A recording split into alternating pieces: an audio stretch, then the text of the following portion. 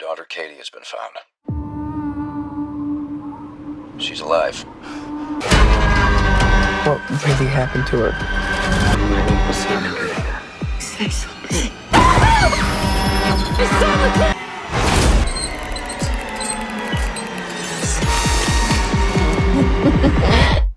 Don't worry, Grandma. It's fun to be dead.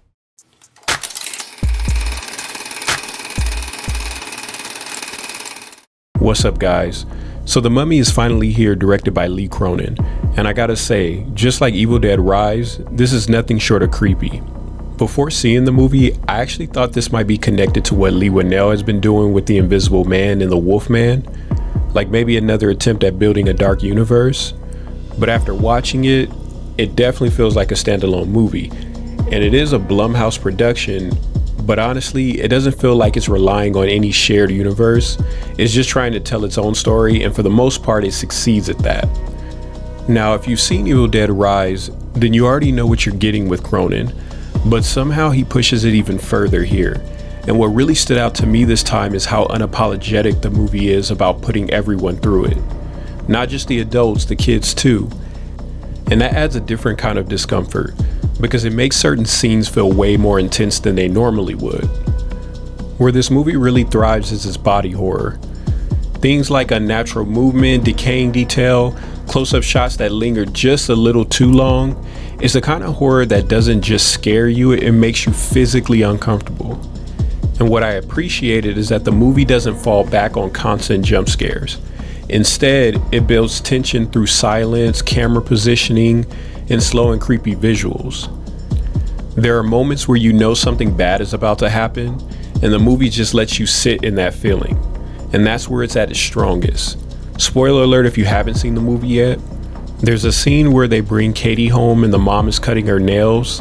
And I'm not gonna go into full detail, but that scene alone tells you everything about what kind of movie this is. It's one of those uncomfortable and drawn out moments. Now let's talk about the story. On paper, it's very simple, a family dealing with loss and slowly uncovering what really happened to Katie. And I actually like how the movie reveals things over time instead of dumping everything on you all at once.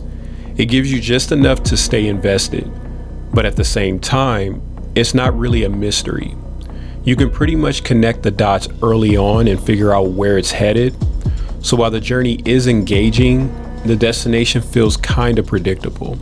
I think that's where the biggest issue lies, and where I think the movie holds itself back.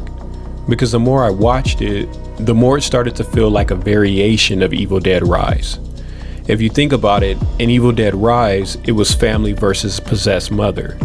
In The Mummy, it's family versus possessed daughter.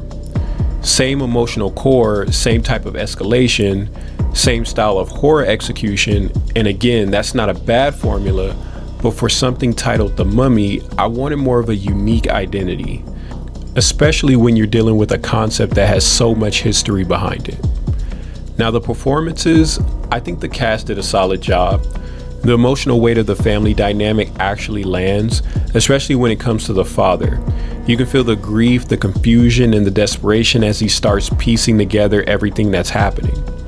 And I like that the movie sticks with him for most of the runtime, because it gives the story a grounded perspective.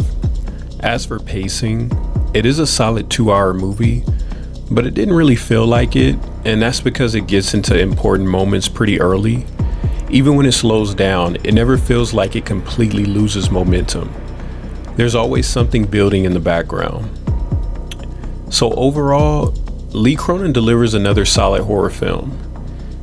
In this one, you're getting strong atmosphere, disturbing body horror, uncomfortable tension, and some genuinely hard to watch moments. But at the same time, it plays things a little too safe in terms of originality.